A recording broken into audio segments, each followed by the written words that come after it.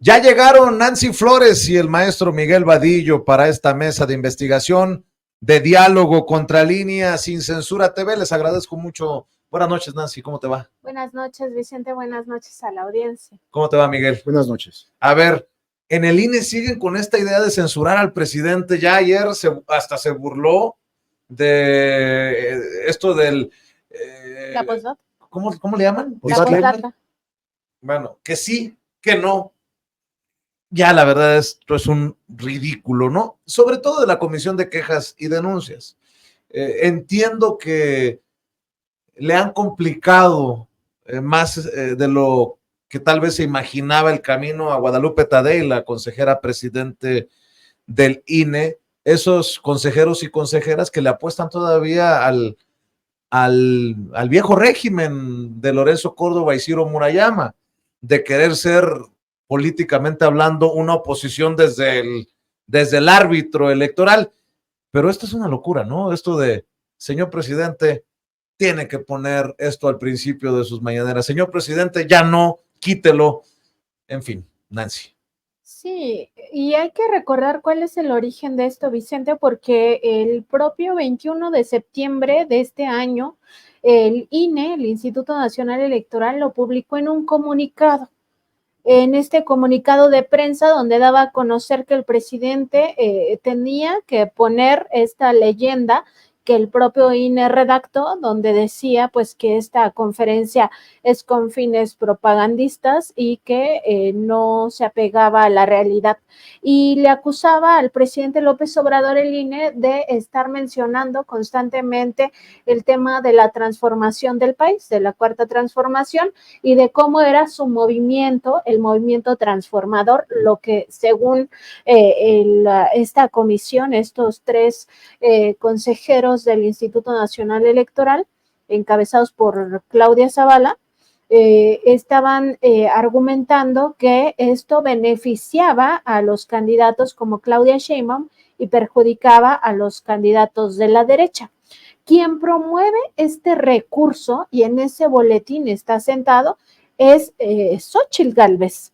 O sea, el INE le está haciendo el juego sucio a Xóchitl Gálvez, quien es la que pidió que se censuraran las conferencias matutinas del presidente, donde se refería a este movimiento de transformación, y el INE le ordena poner este membrete, y al final lo que hace el presidente pues es exhibir el ridículo del INE, ¿no? Al poner su postdata de decir pues si eres conservador, si te gusta la corrupción, si te gusta el clasismo, el racismo, la discriminación, entonces no veas este programa, porque a ese ridículo llegó el Instituto Nacional Electoral en beneficio de Xóchitl Gálvez. Y no hay que perder de vista que esto contraviene incluso los mandatos constitucionales.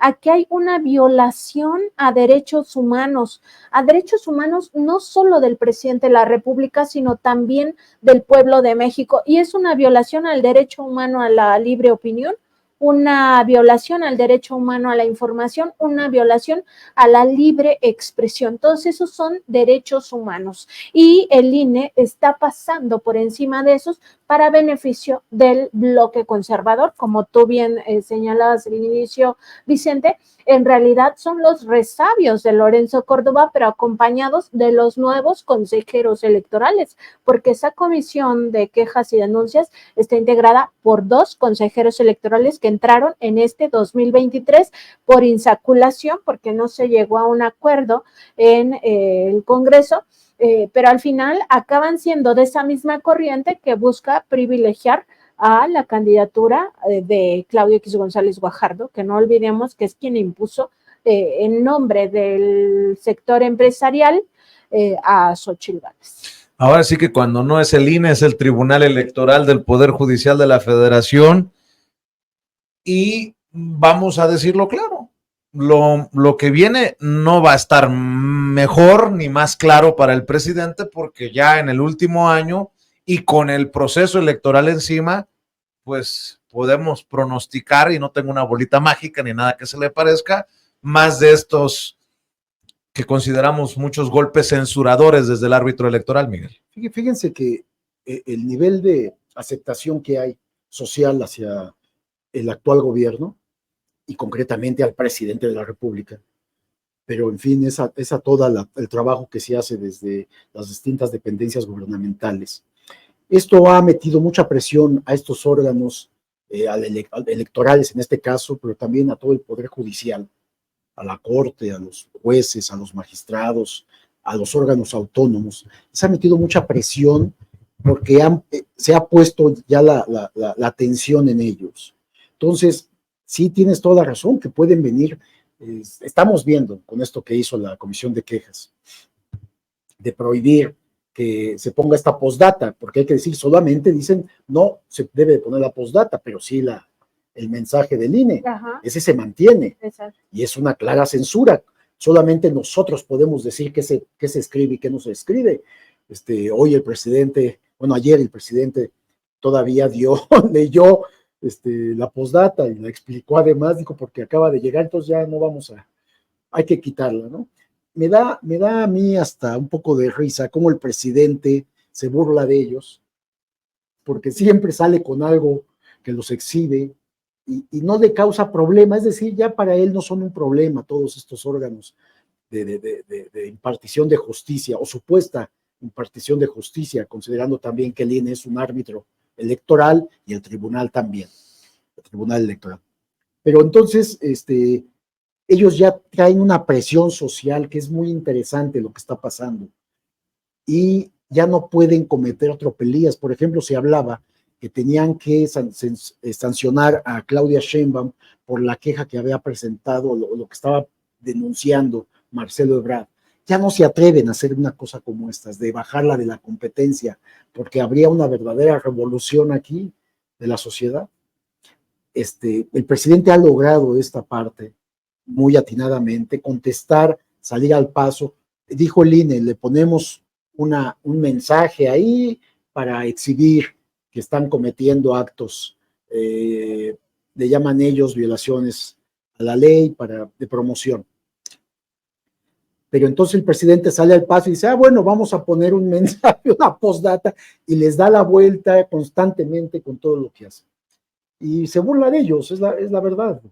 Y ojo, porque digo yo que las cosas se van a poner peor con estos que todavía suspiran por Lorenzo Córdoba y Ciro Murayama, con lo que se anunció que diputados de Morena y del Verde han denunciado irregularidades en el INE cuando Lorenzo Córdoba era consejero presidente por más de 224 millones de pesos. O sea que de esta coalición Juntos Hacemos Historia, acusan a Lorenzo Córdoba por desvíos, por irregularidades, pues, por más de 224 millones de pesos. No veo muy contento que digamos a uno que otro consejero o a una que otra consejera de estos, como Claudia Zavala, la consejera que preside la Comisión de Quejas y Denuncias por estas decisiones de ir contra los que se fueron, pero no se han ido, si me permites, Nancy. Sí, Vicente, totalmente de acuerdo. También hay que ver todo lo que se juega en esta próxima elección de 2024.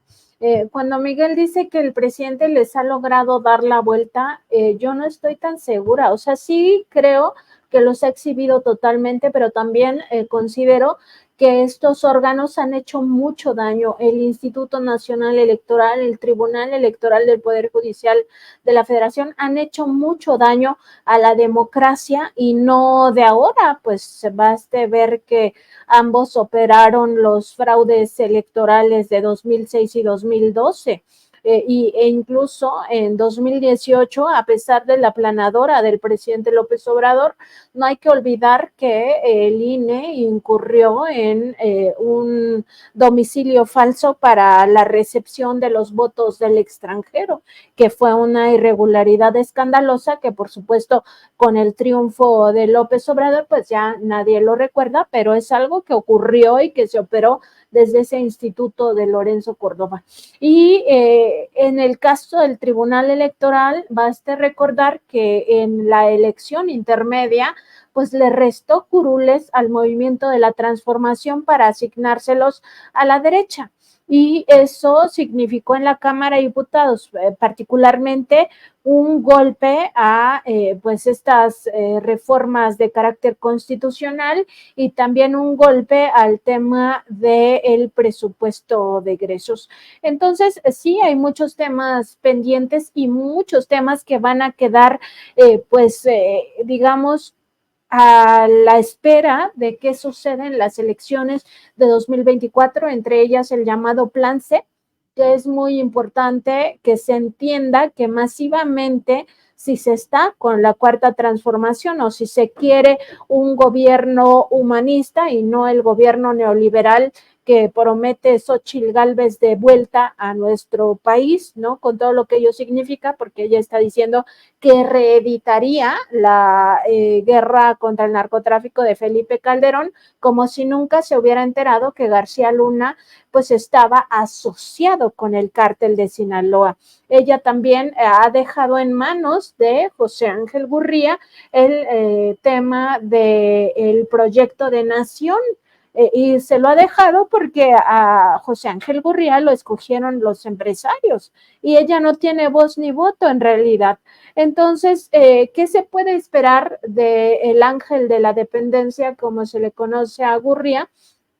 Pues ni más ni menos que un proyecto neoliberal que afecte los programas sociales de justicia para los que menos tienen, entre ellos una, pues que se retrograde, por ejemplo, todo el tema de las pensiones a adultos mayores, etcétera, las becas, todo esto. Entonces, a mí sí me parece muy importante que se comprenda que si no se quiere que regrese ese modelo de desarrollo que privilegia solo a los que más tienen, a los más ricos, a los empresarios y sobre todo a las transnacionales, ni siquiera a las empresas mexicanas, sino los intereses de otros países, pues entonces masivamente se movilice la sociedad para que no ocurran fraudes a menor escala. Si bien no van a poder quitar la presidencia de la República, sí van a golpear la Cámara de Diputados, que es la que elige el presupuesto, y van a golpear las dos cámaras para que no haya mayoría calificada y con ello no se pueda hacer la reforma, entre otras, al Poder Judicial de la Federación. Déjenme rescatar, esto no lo traía en agenda, pero creo que es importante. Déjenme rescatar el tema de Genaro García Luna y su esposa. Sobre todo porque hace unos días una jueza en Estados Unidos ordenó la entrega de $2,524,050 a México por la demanda que se presentó el 21 de septiembre de 2021 contra Genaro García Luna y su esposa Linda Cristina Pereira. Además de eso, pues hoy también sabemos que Linda Cristina Pereira, esposa del exsecretario de Seguridad Genaro García Luna, ha promovido un amparo contra la orden de aprehensión que fue librada por un juez federal por su presunta responsabilidad en el delito de operaciones de procedencia o con procedencia ilícita. Con estos amparos con los que se ha manejado el Poder Judicial, no sorprendería que el Poder Judicial vuelva a beneficiar a Linda Cristina Pereira en otro capítulo más de esta saga, Miguel. Por supuesto, no estamos alejados de ver que eso va a suceder. Cuando meten un amparo, en este caso los abogados de la esposa de García Luna, van y buscan a los jueces con los cuales ya se apalabraron, Vicente. ¿Y qué hacen los jueces? En este caso que está el amparo en análisis, pues los jueces buscan qué argumentos legales pueden utilizar para otorgar el amparo previos sobornos que reciben. Hay una corrupción del Poder Judicial brutal. Entonces yo te diría que eso lo que sigue es ver el amparo que le otorgan a esta señora, a Linda Cristina Pereira, para que se congele la orden de aprehensión y ella pues tenga libertad.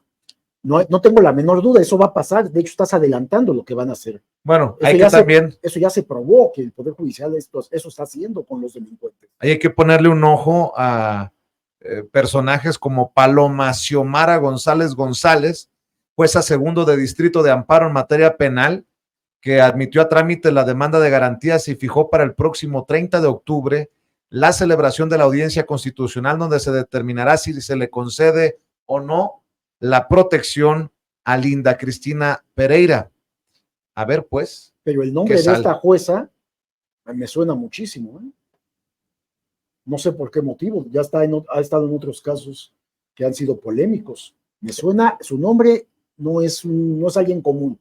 Es que además tienen identificados a los jueces que están en colusión, fíjense nada más, en complicidad con ministros de la Corte, con magistrados, para dar estos fallos. O sea, hay una cadena, hay una ruta de corrupción que para estar otorgando estos amparos a delincuentes o a presuntos delincuentes, bueno, porque no han sido juzgados, supuestos o presuntos delincuentes. De tal manera que tú acabas de decir, esto yo te diría, esto es lo que va a suceder.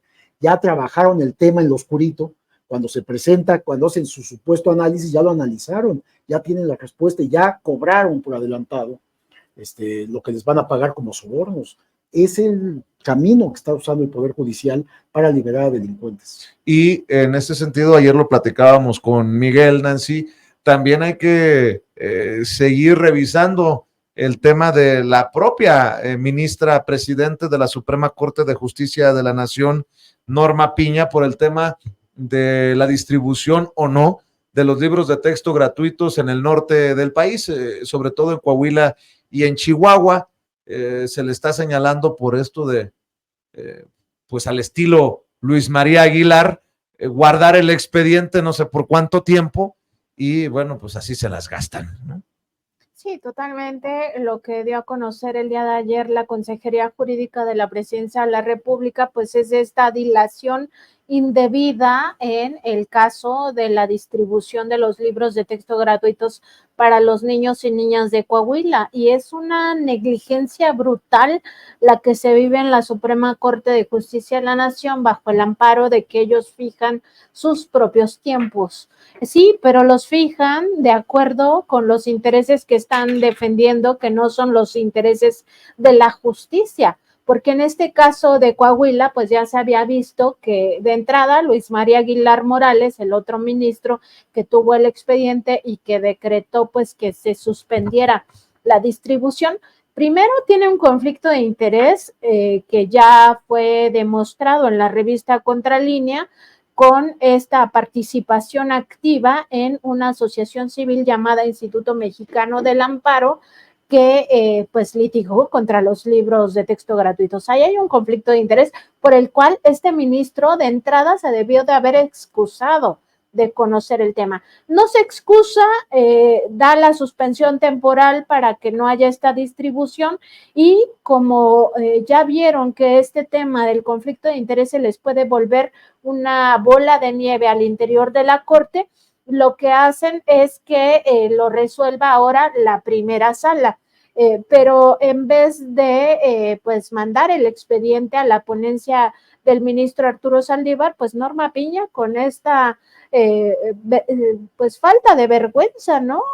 Lo almacena ahí como en su momento Luis María Aguilar almacenó otros procedimientos de carácter fiscal y simplemente no aplica la justicia. ¿Y qué significa esto? Pues que los niños de Coahuila, niñas, niños y adolescentes siguen padeciendo la falta de estos materiales educativos que son muy importantes para su formación. Sobre todo los niños de escuela pública que no tienen otro tipo de materiales y ¿quién más sufre? Pues todo el magisterio de allá de Coahuila. En términos generales podemos ver que la justicia se aplica solo cuando a ellos les interesa sacar un tema o no les interesa. Lo mismo pasó en el caso de Uriel Carmona, donde la ministra Ríos Farjat, Margarita Ríos Farjat, a quien por cierto el presidente López Obrador ubica como una de los dos traidores, ¿no?, al movimiento de la transformación, pues en vez de enviar este encarte para que ya se supiera que el fiscal de Morelos no tenía fuero para temas de delitos del fuero común, que es el caso de lo que se le estaba imputando desde la Fiscalía General de Justicia de la Ciudad de México, pues entonces no saliera de la cárcel. Pero en ese caso, pues lo mismo, hacen una dilación indebida de la publicación de este encarte y el señor fiscal pues sale y regresa a seguir en sus funciones de fiscal de Morelos cuando está demostrado, aunque no juzgado el caso, que indebidamente pues tergiversó todo el tema del feminicidio de una joven. Entre otros delitos. Entre otros delitos, por supuesto. Fíjate, en esto que mencionan que la población tiene que salir a votar, lo cual es muy importante, en este tema electoral que ya lo tenemos encima, por supuesto que sería positivo para el país que las 2/3 partes tuviera esta coalición de los partidos Morena, Verde, Partido del Trabajo, mayoría en el Congreso. Si no se alcanzara, de cualquier forma hay un avance permanente de lo que está pasando en la administración pública del país. En este caso, por ejemplo, en la Corte, vienen 2 cambios de ministros que le tocan a Claudia Sheinbaum. Aquí el punto es identificar perfectamente quiénes son los aspirantes en la toma de decisiones que pondría o designaría la próxima presidenta Claudia Sheinbaum para los puestos de ministros en la Suprema Corte. ¿Por qué? Para que no pase lo que ya le ocurrió al presidente López Obrador, de que propone a Margarita Ros Farjat y al otro ministro, y resulta que se voltean totalmente y están apoyando todo, están con el otro grupo plenamente identificado con la derecha. González Alcántara. González Alcántara. Entonces, eso es importante. Es decir, hay un avance porque finalmente los cargos en estos tribunales de justicia, ya sean electorales, como pasó, por ejemplo, con la presidenta del INE, también, que es una persona que no está con ese grupo, es una sola, pero no está con ese grupo. Entonces estos cambios van siendo benéficos para la aplicación de las políticas públicas del país. Es decir, aunque no se alcance la mayoría calificada en el Congreso, se puede seguir avanzando en los próximos años. Tal vez no bastará tampoco un sexenio más para que haya una modificación total de todos estos órganos de justicia, pero sí se van a tener avances. Es decir, no hay una desesperanza, la población debe de saber que si no se alcanza o no se logra esta votación mayoritaria de los 35 millones, sí pueden, sí continúan los cambios y las modificaciones y la transformación que está viviendo el país, porque lo que se ha logrado en este sexenio, estos 5 años de gobierno y el año que falta, los 6 años, es mucho el avance. Por ejemplo, todo lo que tiene que ver con los programas sociales, no hay marcha atrás porque ya es constitucional. Y además, aunque intentaran modificar, que no les alcanzaría la oposición en el Congreso, ¿cómo van a poder ir en contra de las pensiones, becas, programas de apoyo directo? La población se rebelaría. Es decir, ya hay una conciencia de clase en todo lo que está sucediendo. Así es. Y bueno, en este sentido, me gustaría también poner sobre la mesa otros temas. Por ejemplo, empezar a evaluar algunas cosas de rumbo al 2024. Por ejemplo, Claudia Sheinbaum dice que los empresarios saben que lo mejor es un gobierno sin corrupción. Por ahí también va un tirito para los empresarios ferroviarios, para las grandes empresas. Ya ven que el presidente dice que una de sus objetivos y de sus sueños es también conectar a México a través de trenes de pasajeros, que sería una sensación.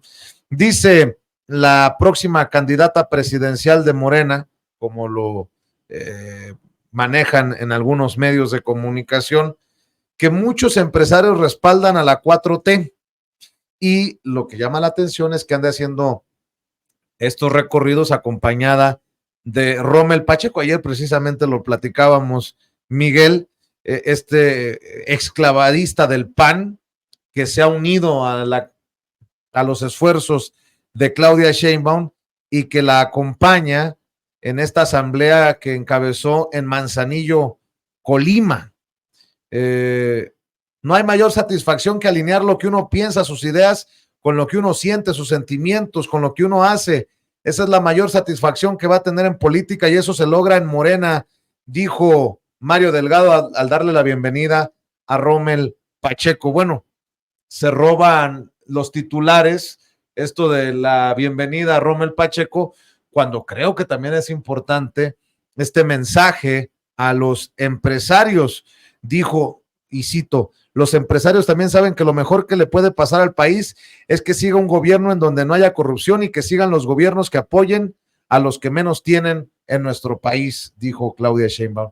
Y así muchas declaraciones para los análisis que podamos hacer, Nancy. Esta declaración particularmente es muy importante porque es un mensaje claro al sector empresarial, un sector empresarial que está dividido. O sea, hay que recordar cómo empieza el gobierno de López Obrador, pues muy fuerte en materia de romper ciertos monopolios, como el monopolio de la farmacéutica, todo el tema de las medicinas, que era realmente un robo. Ha revisado también el tema de las prisiones, ha revisado todo el tema de los hospitales estos privatizados, que era un robo también a la hacienda al erario. Y muchos empresarios que estaban acostumbrados a la corrupción, hay que decirlo de esa forma, porque sus contratos los obtenían o pagando estos diezmos, que no solo eran diezmos, sino a veces era el 50%, hasta el 50% del costo de las contrataciones, o a través de tráfico de influencias, de información privilegiada, porque contrataban a los exfuncionarios de alto nivel, incluyendo presidentes de la República, expresidentes cuando ya abandonaban estos cargos, como pasó con Iberdrola, como pasó también con esta otra compañía de trenes en el caso de Ernesto Zedillo. Pues estaban acostumbrados a hacer negocios de esta manera. Y con López Obrador, pues se ha visto que estos negocios muy buenos para esos corruptos y muy malos para el pueblo de México, poco a poco se han ido desmontando. No es inmediato, porque el cambio tampoco puede ser inmediato, ni tampoco iba a ser tan radical, porque el presidente López Obrador desde un principio dijo que no iba a apostar por la expropiación, no iba a apostar por la estatización inmediata de ciertas industrias. Sin embargo, ha ido recuperando las industrias. Y lo que hace Claudia Sheinbaum no solo es retomar el discurso, sino retomar algunas banderas. Y a mí me parece muy importante, por ejemplo, señalar el tema de Calica. Esta empresa estadounidense, Vulcan, que pues estaba acostumbrada a hacer y deshacer con esta mina que explota la piedra caliza, y dice el presidente López Obrador, en mi sexenio se va a concluir ese tema. O sea, que ni crean que pueden llegar al siguiente sexenio y seguir haciendo y deshaciendo en esta región, que además es un paraíso en México, porque el presidente está buscando la forma de comprar estos terrenos, que además son terrenos muy grandes, y convertirlo en reserva de la biosfera. Y en ese contexto, Claudia Sheinbaum escribió un tuit que me parece muy importante, donde también señala que será fundamental recuperar los terrenos para beneficio ambiental de nuestro país. Entonces también le manda un mensaje directo a esta empresa, pero en general al resto. O sea, la transformación va en el sentido de seguir combatiendo la corrupción empresarial, que es una corrupción muy dañina para México, que por supuesto se hace en complicidad o connivencia con las autoridades federales, o se hacía con las autoridades federales, y que permitió pues estos grandes negocios para privados, y por supuesto con una ruta identificada de dinero hacia los bolsillos de los servidores públicos, y eso ya no puede seguir pasando. Y me quiero imaginar que también es un mensaje de no a la condonación de impuestos, a que las empresas sigan pagando lo que les corresponde fiscalmente, que es otro gran tema, ¿no?, del sexenio del presidente Andrés Manuel López Obrador, y uno se imaginaría que habrá continuidad o incluso, como se le llama, una profundización en esa situación fiscal, Miguel. Sí, bueno, pero además si ella dice a ver, no va a haber corrupción en la asignación de obras, es decir, no van a pedir desde el gobierno, como sucedía con los panistas o priistas, no se va a pedir el famoso diezmo, que a veces no era diezmo, era el 20, 30, 40, hasta 50% se pedía a los empresarios.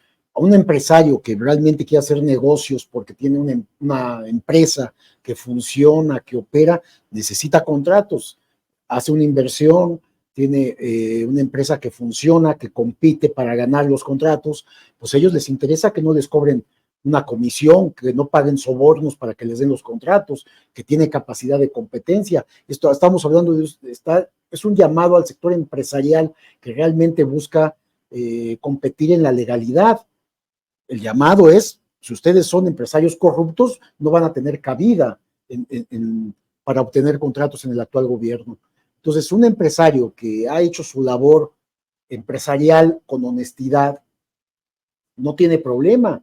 Le habla a los dos sectores, al grupo empresarial, que es el que está en contra ahora, estos que obtenían contratos que no cumplían o con unas ventajas descomunales porque habían sobornado a las autoridades, que vienen de gobiernos foxistas, panistas y peñistas.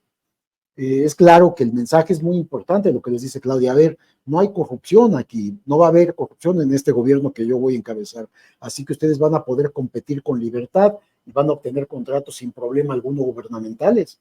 Ya no va a haber el diezmo, a una empresa normal eso le interesa, claro. Pero también un llamado a la inversión extranjera.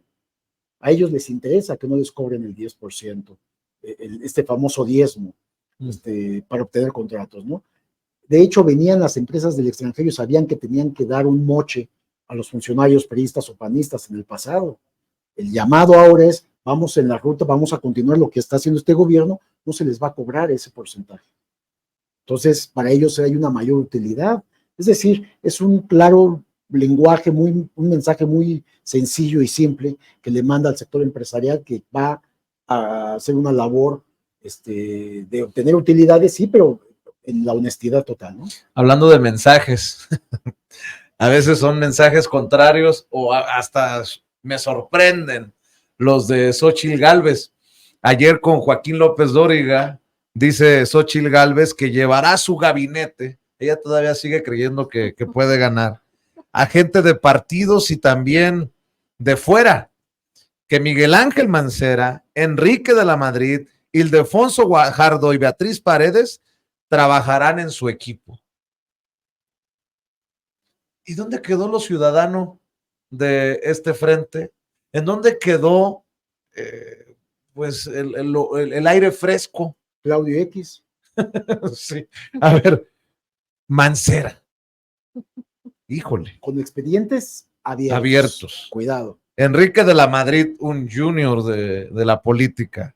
Que nunca ha hecho nada. Ildefonso Guajardo, que me apuras tantito y pues lo que más llegó a ser fue secretario de Economía con Peña Nieto, y Beatriz Paredes, que sería pues una vergüenza. Beatriz Paredes, que tuvo que aceptar la imposición de Xóchitl Gálvez y terminar en el equipo de Xóchitl Gálvez sería pues una tristeza de cómo está cerrando una historia que se le pueden decir muchas cosas a Beatriz Paredes, pero es una de las mentes ahí de esa oposición. Pues vaya caso, vaya anuncios y vaya mensajes, señales que envía Xóchitl Gálvez, querida Nancy. Sí, pues a mí no deja de darme risa, o sea, es que ya cada declaración de Xóchitl Gálvez inevitablemente acaba dándome risa, Vicente, porque es una candidatura que no logra cuajar, o sea, no es como las gelatinas que ella vendía de chiquita y que seguramente habían cuajado. Bien sabe, bien sabe. Esta no, en realidad, esta candidatura pues no acaba, ¿no? Y se ve ya preocupado al sector que la eligió, se ve preocupado también a los partidos políticos, no saben qué hacer con Xóchitl Gálvez no sabe qué hacer con esa candidatura tampoco, y pues acaba declarando cosas también tan ciertas, pero incluso pues maquillándolas, ¿no? Como cuando dijo el fin de semana pues que a ella la mitad del país ni siquiera la conocía. Pues en efecto, o sea, ella misma nunca se vio como candidata a la presidencia de la República, nunca lo creyó posible, porque ella se veía más como candidata de la Ciudad de México o para la Ciudad de México. ¿Y qué significa esto en el fondo? Que la apuesta que hicieron tanto empresarios como los propios líderes de los partidos opositores ha sido una apuesta que nació derrotada, pero sobre todo que al basarse en estos supuestos análisis sesudos de publicistas, de expertos en mercadotecnia, pues al final no acaban leyendo la realidad mexicana. En la realidad mexicana actual no es posible crear un producto publicitario que llame a votar masivamente por una persona, primero, que no acaba demostrando que es indígena, sino al contrario, pareciera que plagia también su identidad indígena. Después que plagia su trabajo de titulación para graduarse como ingeniera en computación y que ni siquiera sabe conectarse vía Zoom a una conferencia como estuvo circulando también en redes, ¿no? Una persona que no sabe cómo ante un momento de crisis de su propia campaña reaccionar con el tema, por ejemplo, también de su Casa Roja. En fin, o sea, una persona que está involucrada incluso en temas que pudieran rayar en el llamado cártel inmobiliario cuando ella fue jefa de esta alcaldía Miguel Hidalgo. Entonces, me parece a mí que ya estaba muy cantado el fracaso de Xóchitl Gálvez como la candidata, pero ¿qué más podíamos esperar de partidos políticos que son liderados por un Alito Moreno, por un Jesús Zambrano o por un Marco Cortés, sino esta candidatura engendró que se sometieron los partidos a los intereses claramente empresariales de un sector que no está de acuerdo con toda la bandera de la Cuarta Transformación, que incluye el tema de que los contratos no se hagan por la vía de la corrupción y que no sean privilegiando siempre los intereses de unos cuantos y perjudicando a las mayorías. Entonces, creo que ya el fracaso de Xóchitl Gálvez como candidata, pues ella misma lo ha marcado de esa forma y cada vez que declara algo nuevo, pues al final se entierra más. ¿Y qué me dicen de hace también unos días Felipe Calderón, ya que estamos hablando rumbo al 2024, que pide la intervención de Estados Unidos en el proceso electoral 2024? Y dices tú, vaya que si están desesperados y vaya que ven que Xóchitl está en la lona, ¿no? De hecho, el presidente Andrés Manuel López Obrador ha dicho que no se va a violar la soberanía, punto, y que no le sorprenden estos llamados de Felipe Calderón,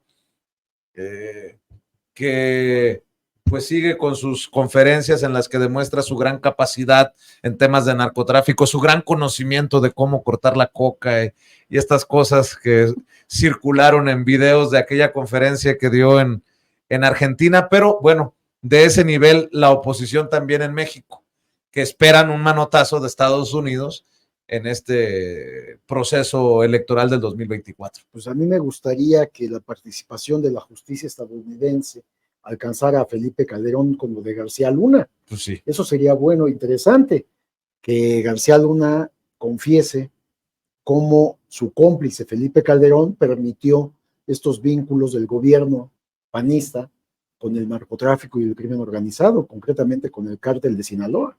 Eso sería interesante. Ahí sí que intervengan y que le apliquen la justicia y que vaya la justicia estadounidense a España por Felipe Calderón. Y en el caso de Xóchitl Gálvez, esto que incorpora a varios actores políticos de distintos sectores, pues yo le diría que a Xóchitl Gálvez que se vale soñar, pues, ¿no? O sea, está bien que sueñe, que empiece ya hasta a pensar en un gabinete que en sueños tal vez lo pueda construir porque no tendrá ninguna otra posibilidad. Perdió alguna posibilidad para competir por la jefatura de gobierno y en la de presidencia, pues vemos, de acuerdo con las encuestas, que no tiene posibilidad alguna.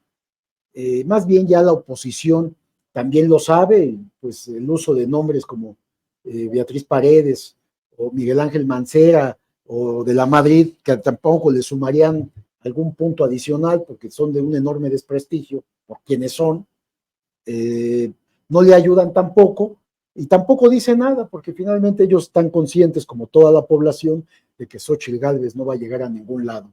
Y bueno, pues se tendrá que continuar en el Senado, porque solamente es un permiso el que solicitan de retiro, va a regresar y después tendrán que acomodarle en alguna otra candidatura, en alguna curul para mantener el fuero.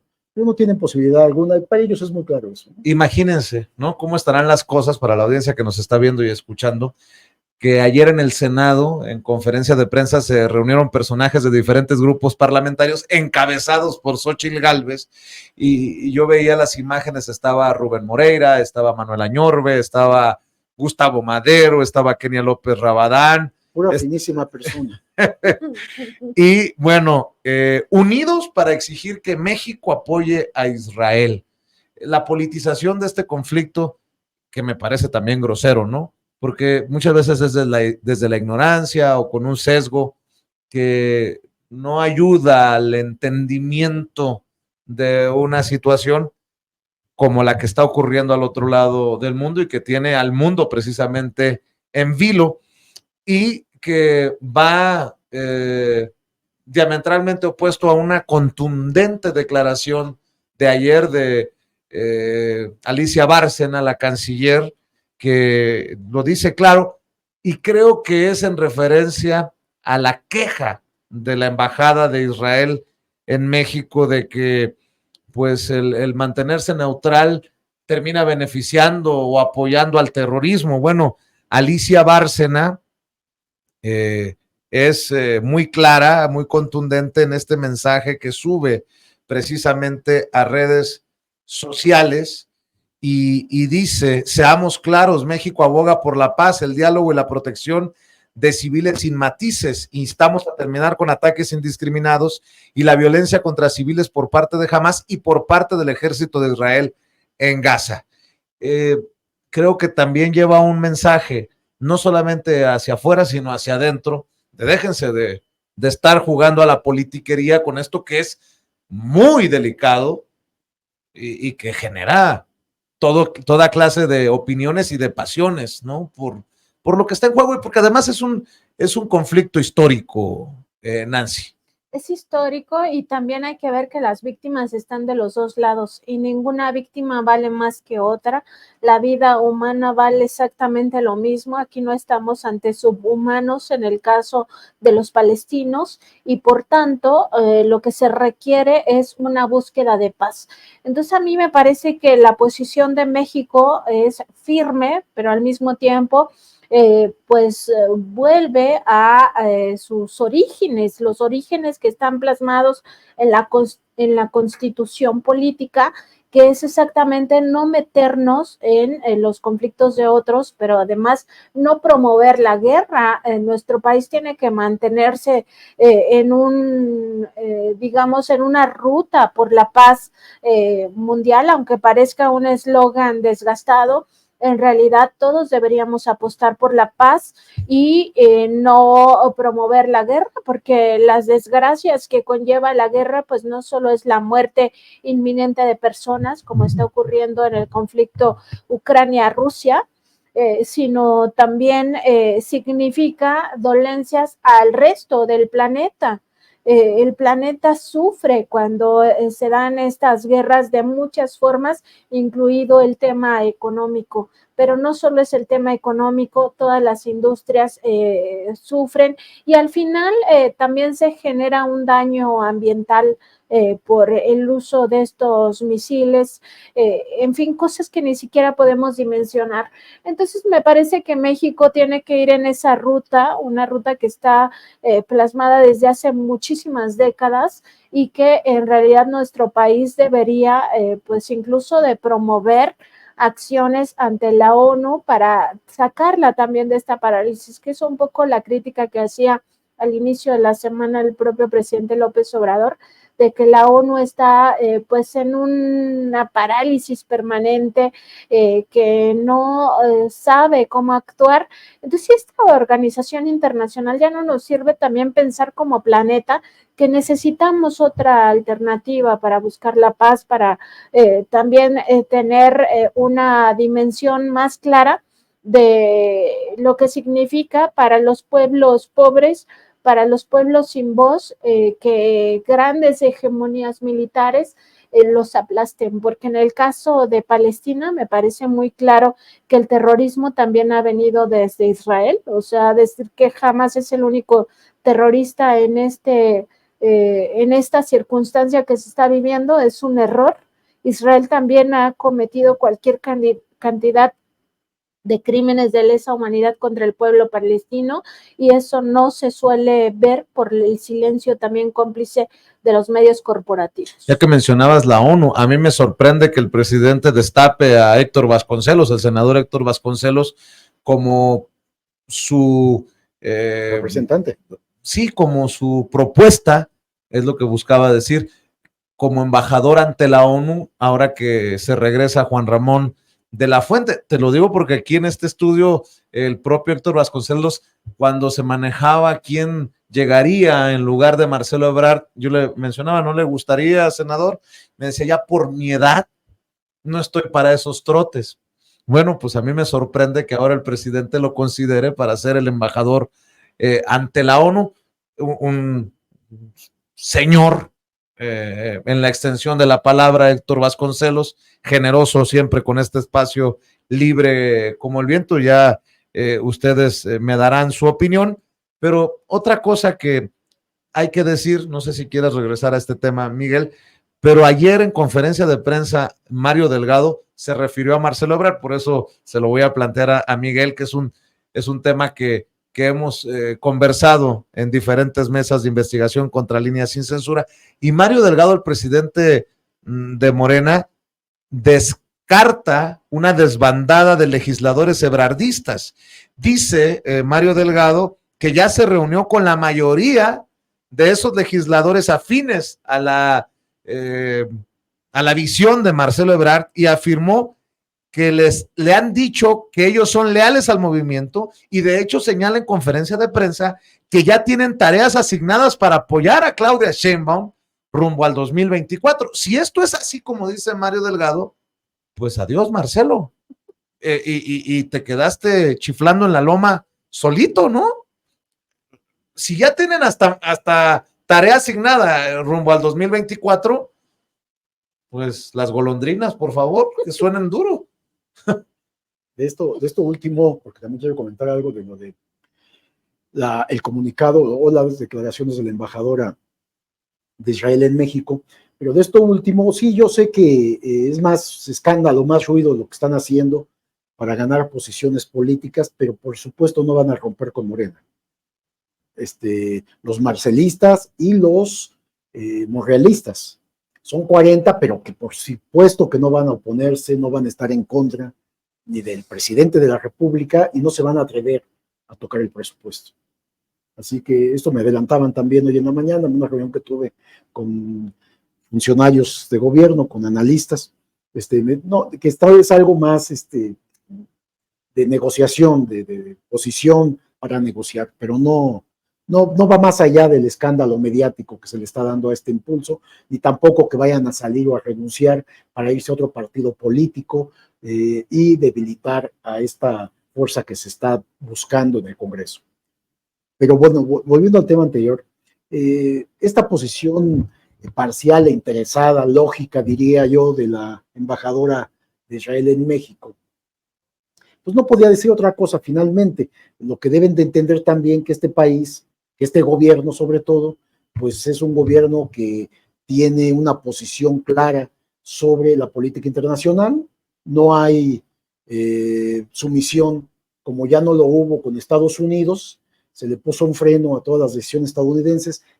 Esto que menciona la embajadora, como si México pudiera venirnos a decir qué posición tomar en este conflicto, cuando es claramente que el propio presidente López Obrador, como decías Nancy, ha criticado duramente a Naciones Unidas por su inactividad, su falta de toma de decisión para negociar en los conflictos bélicos, y que eso favorece precisamente a estas ocupaciones y agresiones que sufren países con menos poder militar de parte de las naciones que tienen un poderío no solo económico, político, sino también de armamentismo. Entonces, esto que estamos viendo ahora es muy clara la posición, no a la guerra en ninguna circunstancia, y bien claro, pues no podemos tampoco aceptar estos ataques que hace Hamás a la población civil, y tampoco los ataques, la respuesta que tiene Israel, pero además que el ejército israelí mantiene sometida a la población palestina permanentemente, y las agresiones son constantes, un día sí y el otro también, eso no lo podemos olvidar. Y si el presidente Andrés Manuel López Obrador no se sometió a las presiones de la embajadora de Ucrania, por ejemplo, en México, pues no sorprende que ahora lo haga con toda la dignidad y con toda la soberanía, definir lo que México propone, que es la paz, ¿no? Y lo que sí podemos considerar es que puede haber un retraso en la extradición de los mexicanos prófugos de la justicia que se refugian en Israel. Ahí sabemos que el próximo día 16 es la audiencia en donde Andrés Roemer, intelectual, exdiplomático, excónsul, pueden retrasarse más el regreso a México, aunque ya lo haya prometido el gobierno de que lo van a devolver. Es claramente un violador con todas las evidencias que se han presentado, y puede suceder eso, y también podemos irnos olvidando de la extradición de Tomás Herón. Pero bueno, pues no por eso. Al menos por el momento, ¿no? Por el momento, pues puede retrasarse. En el caso de Tomás Herón ni siquiera está arrestado, detenido, y no hay, ahí se han opuesto, hay otros intereses económicos. Pero entonces ni siquiera eso debe de detener la independencia y la libertad que tiene México para fijar posiciones políticas en materia global, y sobre todo en temas tan delicados como es un ataque a la población civil de ambos bandos, de ambos lados de los dos ejércitos que están combatiendo ahora en Israel, y que en su momento fue también en el caso de Rusia y Ucrania, ¿no? Entonces no vamos a aceptar que posiciones extranjeras vengan a decirnos qué hacer. Para cerrar, porque hemos estado yendo y viniendo de diferentes temas, y creo que esto lo aprecia la audiencia de Sin Censura, y porque mi pecho no es bodega. Se me había olvidado mencionarles. ¿Cómo ven la declaración de Xóchitl Gálvez que ya no denostará al PRI? Esto sí está fuerte. Yo no denostaré al PRI. No me la compraré, dice. Pues no era ella la que hasta piñata rompía con el logo del PRI. Estamos viendo el desmoronamiento día tras día, palabra con palabra, declaración con declaración, precisamente por esta alianza contra natura. Ya no denostará, pobrecita, ya no denostará a los señores que son unas blancas palomitas. Que los tiene al lado, ¿no? Sí. Y que llamará a su equipo, Ildefonso Guajardo y todos estos que mencionábamos. Es que no es una alianza contra natura, en realidad siempre han trabajado de la mano el PRI y el PAN en la construcción del siempre han sido corruptos y abusivos. Claro, además, eso, ¿no? De trabajar. O sea, sí, claro, siempre han robado de forma accionado. Siempre han robado a este país, ¿no? Entonces, para dejarlo todavía más claro. Entonces, o sea, me parece a mí que Xóchitl pues se ha desenmascarado totalmente en términos de que no tiene ideales. O sea, porque una persona con ideales no puede decir que un día, o sea, antes de la candidatura, pues sí cree en los derechos de la mujer y entonces defiende el derecho a decidir sobre esos cuerpos, como es el caso del aborto. Y ahora con la candidatura dice que pues entonces va a respetar que la ultraderecha no considera que las mujeres tenemos derechos sobre nuestros cuerpos y entonces ella ya no va a defender el aborto. Es lo mismo, o sea, antes se vestía ella de dinosaurio como con una botarga de dinosaurio para ir a ridiculizar al PRI, ya parece que ya se no, la está tratando de... Bueno, y al paso que va a defender a Verástegui por haber amenazado con este rifle de asalto. No es una cochinada. Es que en realidad, políticamente hablando. Es que en realidad ahora no es que traiga la botarga puesta, es que ya está dentro de la piel del PRI, o sea, entonces es como este ideal no te acomoda para mi candidatura, entonces lo elimino y te pongo el que sí te acomode. Para el PRI también ya está haciendo un lastre Xóchitl Gálvez y lo vimos apenas el fin de semana. Imagínate. Sí, ¿A dónde vamos a parar? Diría el filósofo de Michoacán. Exacto. O sea, ¿Quién le hace más daño a quién? ¿El PRI al PAN o el PAN al PRI? Alito Moreno a Xóchitl Gálvez o Xóchitl Gálvez a Alito no fue a esta reunión donde estuvo hasta Claudio X, o sea, y no ha salido a explicar por qué ya no está respaldando tanto esta candidatura. Entonces, vamos a ver hasta dónde llega. Quizá por eso este guiño de Xóchitl Gálvez al PRI. O sea, ya no voy a denostar al PRI, sigan conmigo, sigan arropándome, ya ven que mi padre estuvo ahí metido en el PRI, etcétera. Entre ellos mismos se odian, no se quieren, se desprecian, se identifican en cuanto a que son ladrones todos y hablan de la corrupción de manera natural, pero se odian, no se quieren, pero los une un objetivo común. Quisieran quitar al actual gobierno, quisieran quitarle la presidencia a lo que viene, quisieran estar otra vez en el poder para seguir robando. No lo van a poder hacer. Y esto que mencionas de Xóchitl Gálvez, pues es una incongruencia más. Ya a mí ni me sorprende. Puedo escuchar cualquier cosa de ella, cualquier cosa de Alito, cualquier cosa de Marco Cortés, y de Zambrano, pues ya ni lo mencionemos, ¿no? Pues yo creo que hay que por ahí enumerar las contradicciones, las hipocresías, así es, para servirle en ese sentido también a las audiencias rumbo al 2024. Mi querida Nancy, ¿por qué no cerramos invitando a esta audiencia diferente e inteligente para que apoye los esfuerzos que realizan ustedes en diferentes trincheras? Estamos en Facebook, Twitter, Instagram, YouTube y TikTok como Contralínea y en Spotify, iVoox y Apple Podcast como Contralínea Audio. En nuestro programa de lunes a viernes a las 10 de la mañana es un programa de noticias y a la 1 de la tarde, lunes, miércoles y viernes en nuestra mesa de contradebate por nuestras redes sociales y también en esta mesa de investigación Contralínea sin censura de lunes a viernes a las 8 de la noche. Por supuesto, los invitamos a todos estos espacios y también a que visiten nuestra página www.contralinea.com.mx. Pues ya nos veremos en otra mesa de investigación Contralínea sin censura. Está movidita. Querido Miguel, querida Nancy, muchas gracias por acompañarnos. Que pasen excelente noche. Buenas noches, Vicente. Gracias. Y a usted que nos está viendo, le recuerdo que todos somos sin censura y que se viene este diálogo intenso, extenso y sin censura a continuación.